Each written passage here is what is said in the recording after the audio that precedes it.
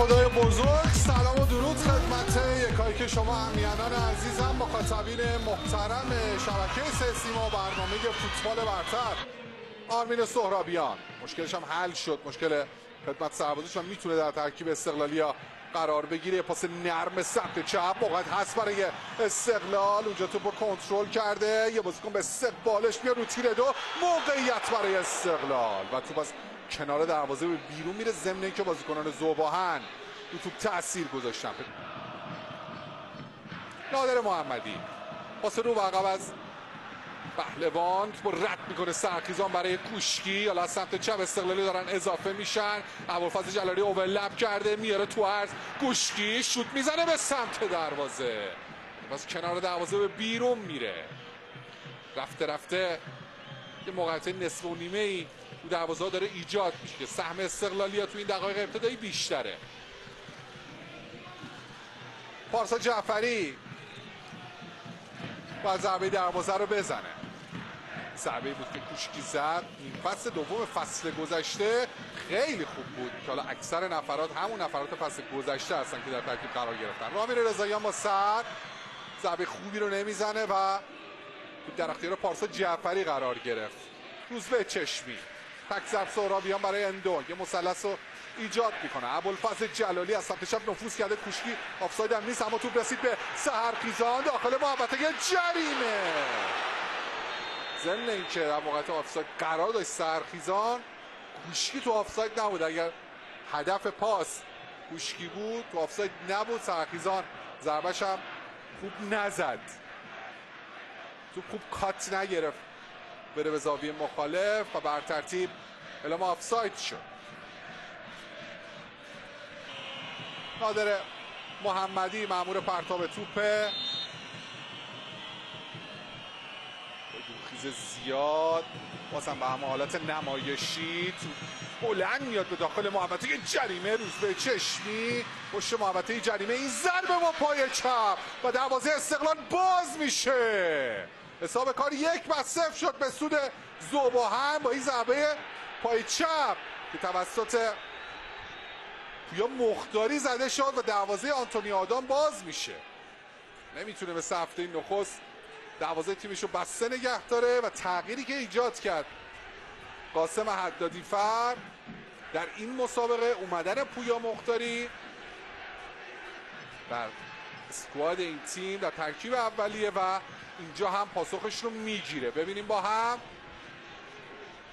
ضربه پای چپی که واقعا هم سخت بود مهار این توپ، شلوغی محوطه جریمه خیلی دید کافی هم نداشت آنتونیو آدان و این ضربه که زده شد و دروازه استقلال باز شد.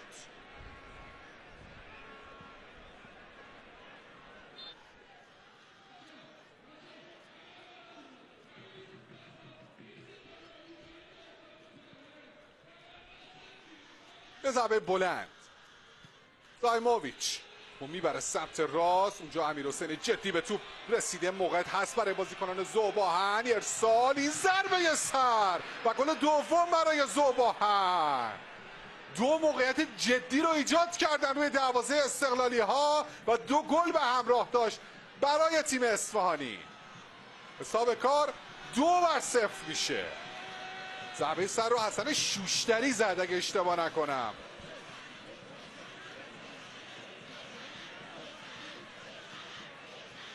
خیلی خوب از کانال‌های کناری هم استفاده میکنن اینا اندک هواداران ذوباهن اصفهان. ببینیم ارسال کاتدار رو، حضور به موقع شوشتری در داخل محوطه جریمه و این ضربه سر که دروازه آنتونی آدان رو برای دومین بار باز میکنه.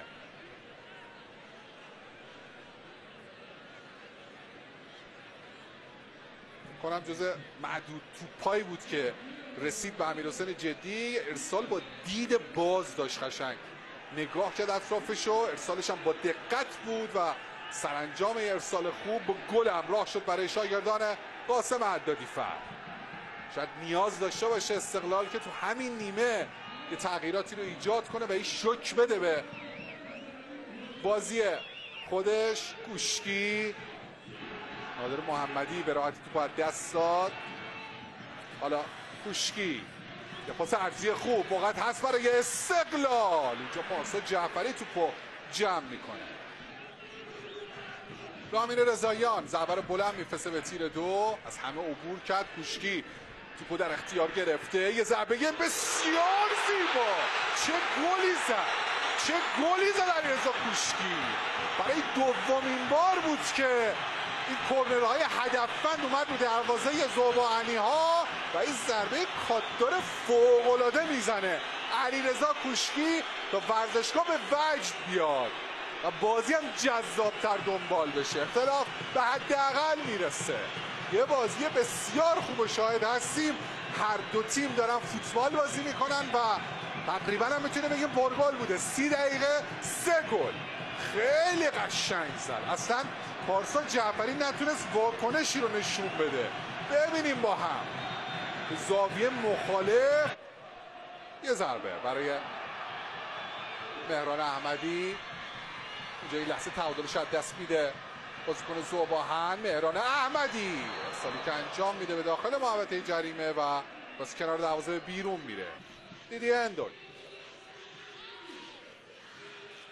درگیر هست سرخیزان با قادری که در نهایت خطای بازیکن استقلال اعلام میشه. روزبه چشمه کارت زرد میگیرد داور.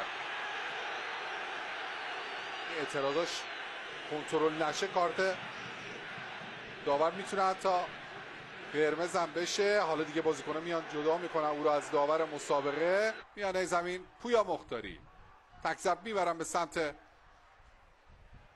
میانه زمین. حرکت بسیار خوب از بازیکنان ذوباهن.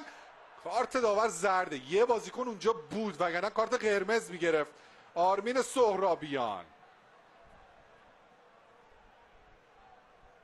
چه حرکت خوبی رو انجام داد امید لطیفی. ناامید نشد توپو پیگیری کرد و اگه عارف آقاسی نبود کارت قرمز میگرفت مدافع استقلال. اینجا ببینیم با هم کاملا مشخص بود خطا. اونجا توپو میکاره. حسن شوشتری میزنه و گل سوم برای ذوباهن. حساب کار 3-1 میشه. چقدر با برنامه حمله میکنه تیم ذوباهن. رو حداقل موقعیت ها حد اکثر بهره رو میبرن و استقلالی اصلا تمرکز ندارن توی امور دفاعی و باعث شد که تو یک نیمه 3 گل رو دریافت کنن. حسن شوشتری دومین گلش رو به استقلال میزنه در این مسابقه. اولی با ضربه سر و دومی یک ضربه کاشته.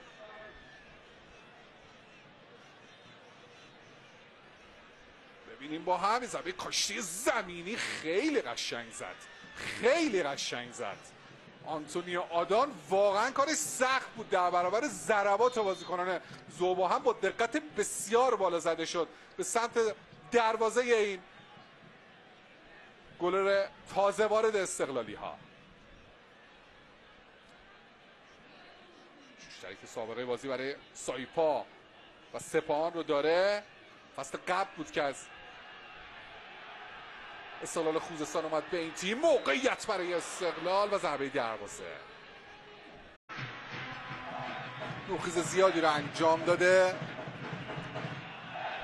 نادر محمدی. پرتاب بلند و باز هم تو همون جایی میره که آنتونیو آدان انتظارش رو میکشه. از سمت راست نفوذی که انجام میده یاسر آسانی. یک گلی از پیش رو بر میداره. تو اولین لمسه توپی که داره نازون داخل محوطه جریمه رها بستس بر میگردونه. حالا اونجا ضربه سر و دروازه باز شد. حساب کار 3-2 میشه. چه فوتبالی رو دارین میبینیم. باز هم علیرضا کوشکی این بار با یک ضربه سر دروازه رو باز کرد. نازون نیومده پاس گل داد برای استقلالی ها. 3-2 به سود ذوباهن. عجب مسابقه ای شده.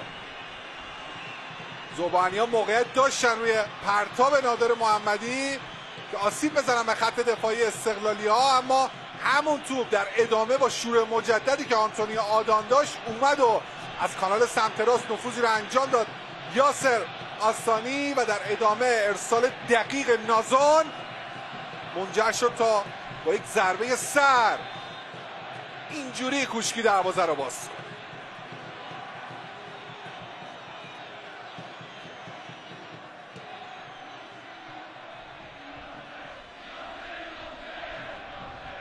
یه بار دیگه ببینیم ارسالی که انجام شد و اونجا کوتاه کار میکنن. ضربه کورنر رو رامین رضاییان زاویه بسته میخواست دروازه پارسا جعفری رو باز کنه که با هوشیاری این دروازه‌بان در اختیار تیم ذوباهن قرار گرفت. اونجا روی زمین افتاد، احساس ناراحتی میکنه. سهرابیان یه پاس برای رامین رضاییان داخل محوطه جریمه، ضربش کم جون بود و با واکنش پارسا جعفری همراه میشه و ضربه کورنر برای استقلال.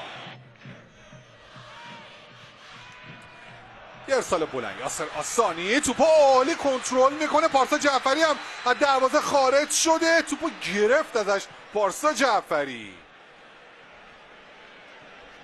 موقعیت خوبی بود برای استقلالیان. کنترل اول یاسر آسانی، اگر جلوی پاش قرار میگرفت شاید الان گل سومو زده بودن استقلالیا. خودش پا به توپ جلو میره، تازه نفسه، اونجا خیلی خوب داره توپو جلو میبره. موقعیت هم داره که حتی خودش شوت بزنه، توپای غیر تخصصیش بود و این کار نتونست انجام بده. یه ضربه اونجا توپ تغییر مسیر میده و به بیرون میره و ضربه کورنر برای ذوباهن.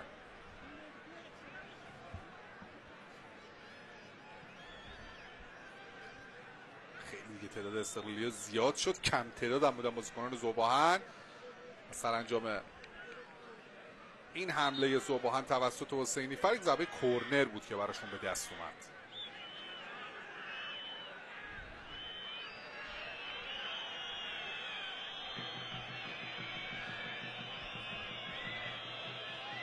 نازونم میاد به محوطه جریمه تا کمک کنه به خط دفاعی تیم. ارسال توپ کاتدار و مواج به استیکی های محوطه 6 قدم. اونجا لایه شیشتری نگرفت رامین رضاییان، لب خط.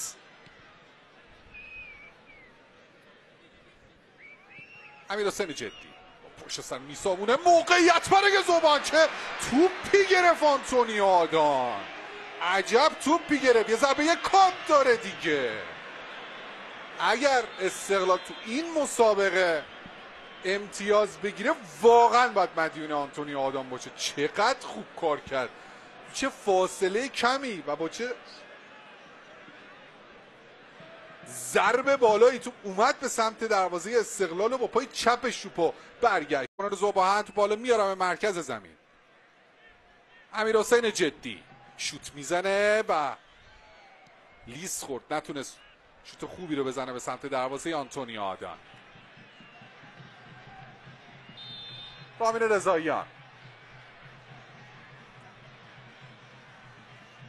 ارسال توپ از سمت راست مقابل دروازه. تو پای سوم میتونن بهره ببرن. یاسر آستانی که حالا تغییر مکان داده اومده سمت چپ. ابوالفضل جلالی یه ارسال بلند نفوذ کرده. رامین رضاییان ضربه سر رامین رضاییان. 3-3 مساوی در دقیقه 94 استقلال امتیاز میگیره از این مسابقه. انقدر اصرار داشتن به توپای بلند تا بالاخره جواب گرفتن. روی ارسال بلند ضربه سر رامین رضاییان دروازه پارسا جعفری برای سومین بار باز میشه. چه فوتبالی دیدیم، چه مسابقه ای شد. تقابل تیم‌های استقلال و ذوباهن واقعا بازی قشنگی بود و با هیجان هم قراره که به اتمام برسه. بعضی از ذوبانی هم اعتقاد به آفساید دارن. ببینیم با هم. این ارسالی بود که ابوالفضل جلالی انجام داد، انقدر نفوذ کرد رامین رضاییان رو خط آفساید. از کانال‌های کناری بالاخره جواب گرفتن. ضربه سرش هم خیلی با دقت زد. بر ترتیب حساب کار 3-3 مساوی میشه. محمد جواد محمدی که در نیمه دوم به عنوان جایگزین وارد زمین شده بود از زمین بیرون میاد، جای خودش رو به شاهین طاهرخانی میده. از اون سمت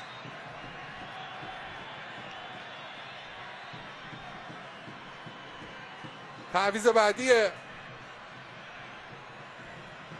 تیم ذوب‌آهن هم جلال الدین علی محمدیه که اشاره کردم. این بازیکن هم وارد زمین خواهد شد. ببینیم با هم دیگه حالا صحنه آهسته رو که در اتاق وی آر هم داره مورد بررسی قرار میگیره.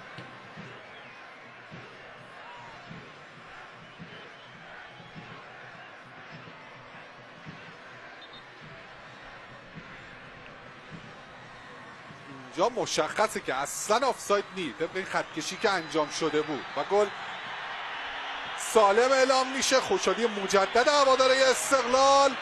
قرار نیست استقلال تو هفته دوم بازنده باشه. اون نگه میداره جلال الدین علی محمدی. رامین رضاییان خیلی دیگه دور کرد، خودش به توپ رسیده، توپ در جریان بازی هست اما رسید به بازیکنان ذوب‌آهن. حالا اگه این توپ گل بشه مقصرش رامین رضاییان. آنتونی آدان اون چه واکنشی بود نشون داد. یاسر آستانی پرتاب برای ذوب‌آهن. به هر حال در نظر بگیرید که بازیکن‌ها بیش از 90 دقیقه دویدن و این اشتباهات هم تو این دقایق طبیعیه و سوت پایان مسابقه تساوی 3-3 بازی تیم‌های استقلال و ذوب‌آهن. یه بازی بسیار جذاب و تماشایی رو شاهد بودیم. امیدوارم تماشای این مسابقه لذت برده باشید. تا دیدار دیگه که در خدمت شما عزیزان باشم. وقتتون بخیر باشه. خدا نگهدار.